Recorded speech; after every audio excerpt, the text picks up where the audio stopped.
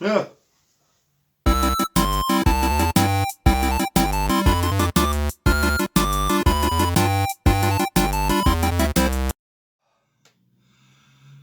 Hi kids, welcome to Terry on Tuesday. I'm recording this at about 2:30 on a Sunday. As you can see, I'm not firing on all cylinders today. I've literally got out of bed about less than an hour ago, 20 minutes ago. Made a cup of coffee. I've had 16 hours sleep, which if you know me, is quite rare. I usually only sleep at about 4 hours at a time, which explains my nocturnal lifestyle and my always working on something. But you're not here to talk about that. We're here to talk about what happened at the Comic Con Liverpool yesterday, Saturday the 19th. Okay, well, I'm going to ramble. I don't have very many pictures or video. I'll put up what I have, what I can. And okay, so we'll skip to the end first of all, right? Because the bit you all want to know before you tune away is, did I win the competition or not? No. There you go. You're free to leave. But if you want to hang around for the rest of the story, sit comfortably, get yourself a warm drink, and attend to me. Okay. So my mate picked me up at about 4:30 on the Friday. We just got all our paperwork and tried to work out how we're going to get there, etc., etc. Got the sat nav up and running, and managed to get about, how many hours sleep? We all hit the sack around 10 o'clock. Woke up at 3:30 in the morning. Tea and toast, and then in the car and off to Liverpool. So it was a very long, about 4-hour drive. But we got to Liverpool just as the sun was rising. We found the venue reasonably easy. We drove past Albert Dock and the famous liver birds, the building with the liver birds on top. Little pictures be coming up here, by the way, as you've probably already seen. And yeah, so we got in at about 8:30. We found a car park, which we thought was the loading area, so I could get the Marvin case out of the car and into the building, which we did. Turns out we were in the wrong building. There are two huge venues, the red venue and the blue venue. Now the blue venue is full of traders, mostly people selling toys, clothing, all that kind of stuff, merchandise. There was even a wrestling ring. There was live wrestling going on. So we got to there just before the public were let in, and we parked the car, and then we asked one of the stewardesses where we were supposed to be, and they said, "Oh, you're in the wrong building. You need to be at the other building." I'm like, "Oh, do we put it back in the car and drive to another place?" They said, "No, what you do is you go out the back of this building and you go through the air bridge, or the sky bridge I think it's called, which is a glass covered bridge that connects the two venues together." So we did that. We went through to the other building, took a number of lifts, got to the red building, found our cosplay changing room for us finalists, met them all, thoroughly nice bunch of people, and the public came in at about 9 o'clock, so it was beginning to fill up rapidly. The main area for us finalists was in the center of this location. I've got one photo, and here it is. And that's, as you can see, they've given us a table each and a pull-up banner with a picture of us on. And as you'll notice on my banner, there's a picture and there's my name, and I'm from Wales, but there's no mention of the character himself called Marvin. And I think this will play into my moaning later on. I think this is partly the reason why I may have not won. Anyway, I'm not blaming people. I'm just saying these may be reasons why I didn't win, because people need to know who you are. And if they know who you are, they'll know whether or not your costume's any good. You know what I mean? So we were knackered. We'd been up since 3:30 in the morning. Except me, I woke up at 10 to 2, by the way. I was wide awake, had my 4 hours sleep as usual, and that was it. I couldn't get to sleep, so I sort of did a bit on the phone and sort of lay there like a goldfish with my eyes open, and I didn't do anything. So 3:30 came along, I was already wide awake. Anyway, we'd been up since then, driving all the way, no stops, and we were both, I'm doing it now, both suffering from severe cotton mouth, dehydration. So we needed to get a drink. So on the side of the where we were, on the side there was a slushy stall and a drink stall. Went over there, and it was coming up to 10 a.m. and the young lad there said, "Sorry, can't serve you." "What? Can't serve? We're not allowed to serve till 11:30. I said, "What? The public came in at 9 o'clock. You're not allowed to serve until 11:30. The hell, dude? What the hell?" I was like, "Mate, I really need a drink." He's like, "Can't do it." I'm like, "Well, how job's worth is that?" "Well, you ain't getting my money even if you do start serving at 11:30. But then I was told about, what time? 10. Yeah, about 10ish I had to get the suit on. Oh, sorry, it's gone dark. Sunlight is not helping. Let's do what Peter Kay says and put the big light on. It's better. So, oh God, why didn't you tell me? I know, my beard's fallen off too. So, yeah, when it was coming up to 10 and I had to get the suit on. There was no water in the changing rooms. One of the judges, she did say that she'd try and wangle a slab of bottles of water for us to drink, but that never transpired. So anyway, I got the Marvin suit on. And then disaster struck. What I decided to do, I'll try and put pictures up to explain. I'm doing a lot of editing in this video just to try and speed things up. I decided to cut the skirt back into 2 halves. Originally it was 2 halves, then I sealed it into one solid square to just to step into like a hula hoop, as it were. But that was putting the costume on really difficult. So I cut it in half, and now you affix the 2 halves to the front and back of the body, which was working great. Unfortunately, we had the brilliant idea of standing it upside down and leaving it upside down for a second, which was fine. But I leaned on the case, and the case was still on its trolley skateboard type thing. So the case moved round, knocking the one side over. Yeah, the thing tipped over, landed on the skirt, cracked the skirt both sides and halfway across the front. It nearly broke it in half. I was absolutely mortified. In fact, me and Wellesley both were mortified, because how do you fix something like that? I luckily had a roll of 2-inch insulation tape, which I sort of cobbled it all together on the inside, and it didn't look too terrible. There's still a big visible crack on the front. I did ask someone if there was any silver gaffer tape around to help strengthen the front, and they said they'd have a look, but that never transpired. So I had no choice but to put this costume on and hope to goodness that the front of the skirt didn't fall off. It was just held on by tape. That was admittedly the weakest part of the costume. It's vac formed and quite brittle. I think it's made of 1mm PETG, so it's quite thin and cracks easy. And although I've strengthened a lot of it, oh, you may remember about a year ago, maybe a year ago, earlier on this year, I actually put my foot through the skirt, wrecking it, but that involved gluing it all back, doing a lot of sanding and filling to, you'll see the picture. So you think I'd learn, but no, as a result of that accident, I did put a lot of P40 fiberglass on the inside of that skirt, but not on the bit that cracked, obviously.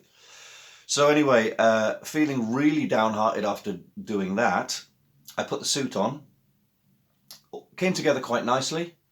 And then it reminded me of just how uncomfortable wearing Marvin is.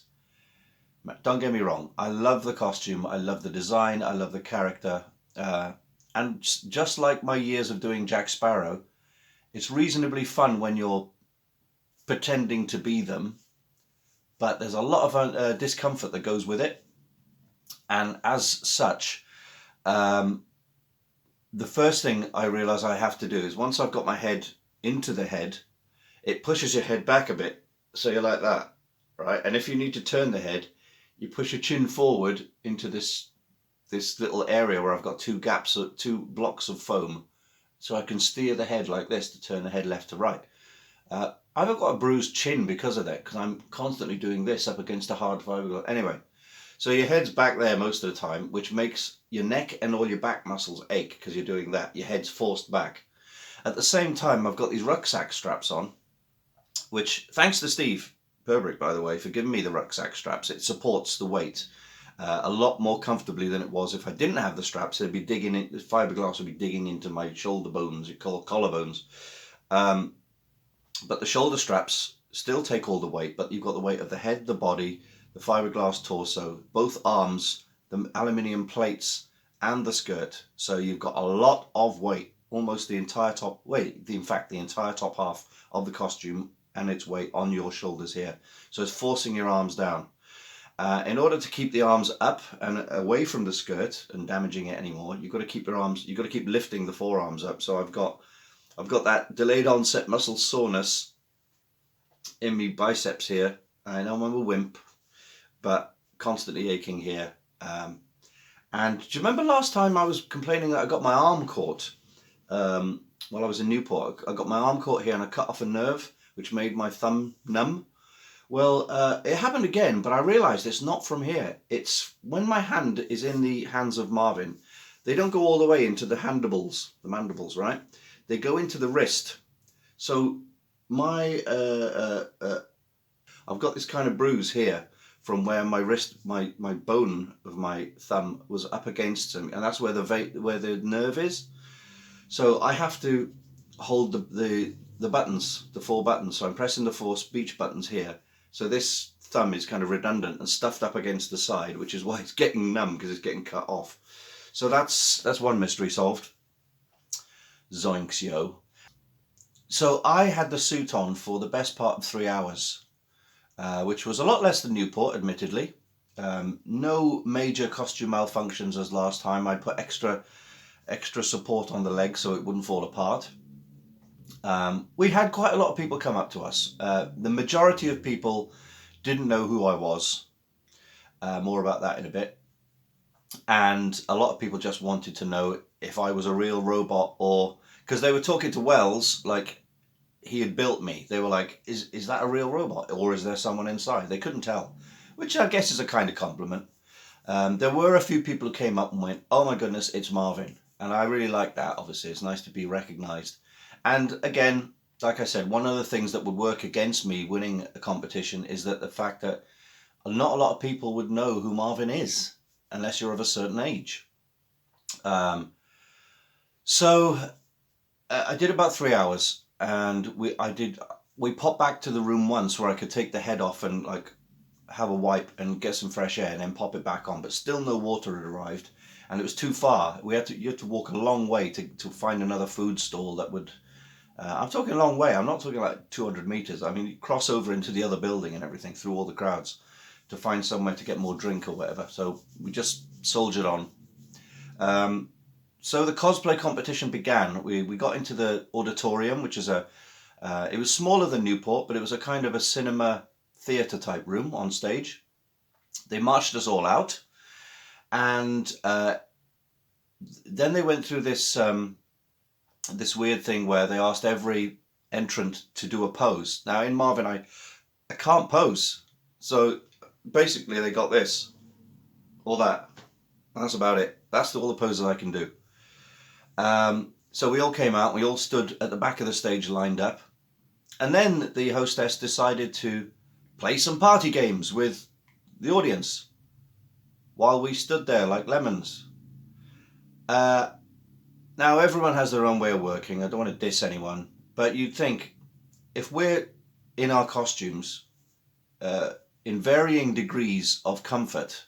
I mean, there was one one character who was dressed as Rita Repulsa, which was lots of makeup and lots of layers. She was very hot. Next to me was like a 10-foot tall Khonshu. That was Ben. He was in his Khonshu outfit on stilts, and he had to stand there wobbling, trying not to fall over. And I kept bumping into him because I was beginning to sway after being roasted alive in my suit, in lots of agony and sweat pouring down my face. And then you'd think the party games would have happened before to warm up the audience, but she got everyone doing Mexican waves, and then she got people dancing on stage, during which one of the kids decided to dance over to me and grab me by the hands and go, ah, to shake my arms. Then I pulled my hand away, as best as I could in my robot suit. Then he grabbed my other arm and does that. And I'm like, you're going to break my costume, dude. Anyway, he danced away. And she was asking the audience, do you think he should win? And I'm shaking my head inside the suit going, no chance. Anyway, they went through a few games, handed a few freebies out, and then he said, oh, the judges have made a decision. So I'm waiting for third, second, first place. No, they just announced first place, which wasn't me. But we'll make this short and sweet because we did pick a winner, and the winner is...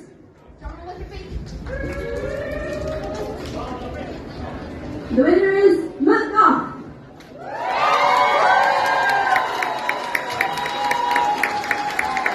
Mr. DJ, play some victory sound. Come on, we won. And here we have your very fabulous trophy. Not just a bit now. Okay, so how excited are you to have won?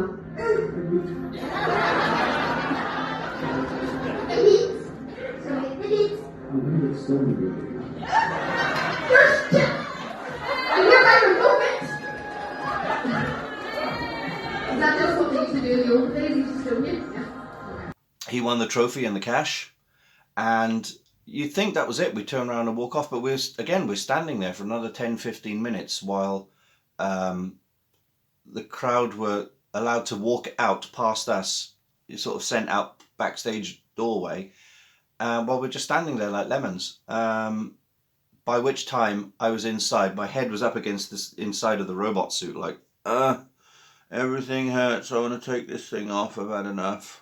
Sweat pouring out, everything aching. I was like, I've got to get out of this thing. So anyway, we got back to the room, reasonably downhearted. Took the suit off. My hands were doing this, literally like this, because I was so dehydrated that I couldn't use my hands properly. So anyway, we put everything back in the case, wrapped it all up, locked the case, went for a walk to find some drink. We ended up in the other building, as I say, where all the traders were. Picked up a bottle of Tango, which did help. I had to sit on the floor, legs, arms, back, shoulders, hands, neck, everything aching, as it still is now, drinking this bottle of Tango. We had a brief walk around the arena to see some of the merchandise. There's some nice stuff there, actually. Didn't buy anything, couldn't afford it. And then we said, we're not contractually obliged to stay, but we feel we should stay a bit longer. But I spoke to a couple of the other finalists, and they said, dude, don't worry about it. We've done our bit. We've turned up. We've worn the costumes. We've took part in the thing. That's all we're there for. We're not traders. We're not exhibitors. We're not guests. We're kind of guests, but in that we had free entry. But I said, yeah. Do you know what? I'm hungry. I'm tired. I'm in pain. I need to. It's a 4-hour drive. We've got to get going. A lot of the finalists were staying overnight to go to the after parties, and obviously today being Sunday, they're doing another day. I'm like, I'm only here for Saturday. I'm done. So we took the long journey throughout the crowds, pushing this giant case, manoeuvring it through the crowds of both buildings, down some lifts, I said lifts this time. And then out to the car park, loaded the car up. Gates were locked. Managed to press an intercom thing and they opened up the gates and we drove out. And it's that point we realised we got away with free parking. Maybe I shouldn't be saying this, but it's too late now. What we should have done was, because we'd parked in the wrong building area, the blue building, the plan was to unload we should have parked at the loading area for the red building, dropped the case off, and then parked in a multi-storey car park to get discount parking of like £5 a day. Unfortunately, because we ended up in the wrong building to begin with, at the blue building, we just parked in the exhibitors area because we had an exhibitor pass. And when we left, obviously anyone parked in that building didn't have to pay for parking because there was parking behind the building. So at least we got free parking. So there was that. Anyway, so full speed ahead, drove almost all the way. We stopped within the boundaries of Wales. I forget where or what time. I think it was around 6:30. Dark again. And we, ow, my chin hurts from all that head turning. We got to a Sainsbury's that was open to get a meal deal. So it was sandwiches, brownies and milkshake, just to sort of fill the gap because we're all still dehydrated. It's horrible. And anyway, got back to my gaff at about 7:50, nearly 8 o'clock. I was having my evening was planned. I was like, takeaway, big takeaway, like Chinese or something, Radox bath, all the coffee. Didn't happen. Got upstairs, put the heating on for 10 minutes. I didn't even have a cup of coffee. I just went to the loo, considering whether I should run a bath. And I went, you know what? I'm too tired. I'm aching all over. So gym jams on, hit the sack, out like a light. Woke up at 4:43 a.m. So I'd had 8 hours kip solidly. No, 7 hours. No, 8 hours. Solid 8 hours kip, just about. Woke up, checked the phone, put the phone back down, boof, out again for another 9 hours, which is why I've only just kind of woken up. So that's about 16 hours sleep, give or take. Now I've got the delayed onset muscle soreness. Like, if you do any type of weightlifting or whatever, it's either the day after, but the second day, which is tomorrow, is going to be even worse. It's the extra achy. But I'm super aching all over. I would say chin's really bruised. I've got weird bruises on my arm. I don't even know where they came from. Tingly thumb, shoulders, back, chest, legs. Obviously dodgy knees, always in pain. Calves are hurting. Literally, I feel like I've run a marathon and been beaten up by people with baseball bats. It's that uncomfortable. As for Marvin, he performed admirably enough despite the damage. In the next couple of weeks or months, I'm going to probably pull Marvin out the case, fiberglass the inside of the damaged skirt, and make a stand for him like Mike Tucker has for the real suit, and have him standing up either in my living room here, maybe in the corner where the Christmas tree used to go. I don't have a Christmas tree anymore. Or in the big room in the middle. And I don't think I'll be wearing him anymore. I did have the insane notion briefly of selling Marvin on in order to raise money for the film. But as you know, I've got a habit of selling things and regretting them, like Jack Sparrow, Dalek, and other things. Even going back to my childhood toys, I've sold them on eBay and then gone, why did I do that? So maybe I should keep Marvin on display for a long time before I decide to sell him. I know the film needs money, and I could probably get something like 1,500, maybe $2,000 for Marvin. But would I miss him? Yeah, I think I would. Right now, I feel like I would. So as for now, he's going to go on display somewhere. Like I say, most probably in that corner. I may even move that unit out the way. Actually, he might fit in the gap between the unit and the wall, in that little gap there. We'll see. It's nice to have Marvin's fully assembled standing there.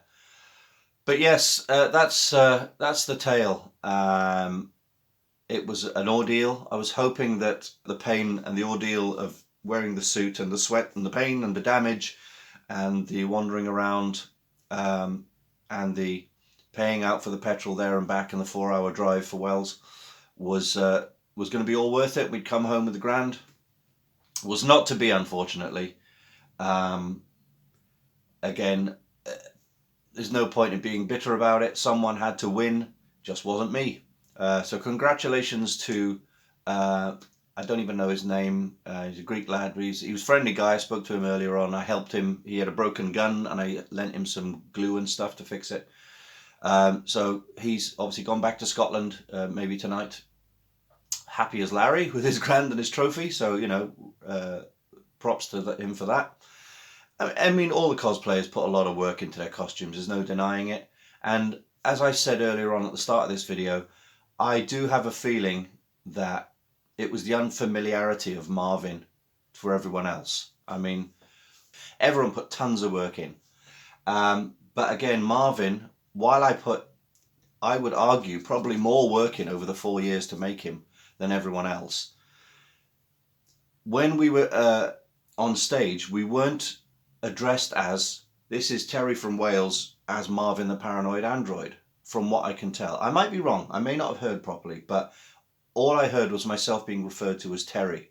And on the pull-up banner, it just said Terry Cooper. It didn't say Marvin.